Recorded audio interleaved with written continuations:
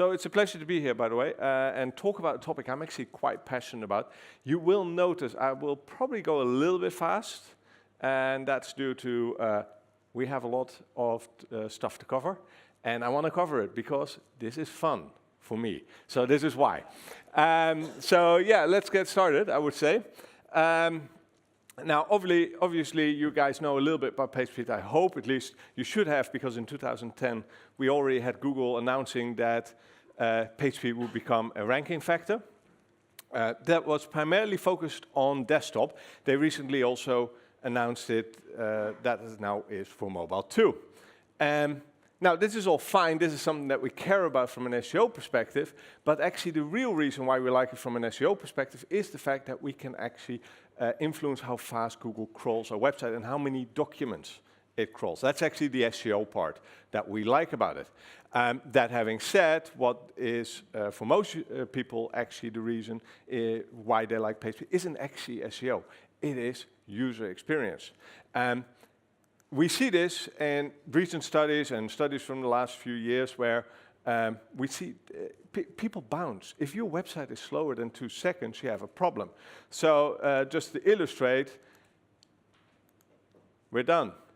Yeah? Did your website load on a crappy connection? That's something we have to keep in mind. Not only that, users actually keep remembering if a website is crap in speed. In other words, if a user clicked on your search result, got to your website, but it didn't load fast enough, they go back and say a month later they try another query and you pop up and they recognize your website, they're less likely to click it. This is something that we need to be aware of. Finally, and Richard might be able to confirm this as well, because Trainline has a very nice video about this actually, on how optimizing for page speed actually improves profit and conversions and stuff like that. This is the business reason why we should really be focused on page speed.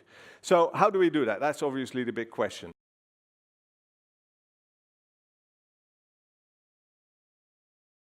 Quick takeaways for you. I really recommend that you optimize, just like in real life. We have to shed the weight. We need to make things faster.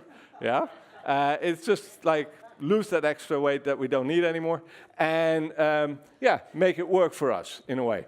It's just like in real life. I just want to highlight that as well. It's really make the experience better for everyone.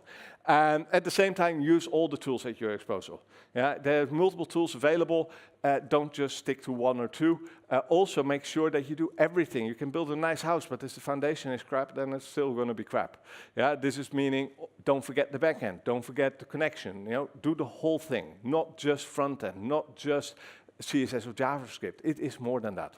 And last but not least, make sure that you really optimize for every byte and every millisecond, because it really does count.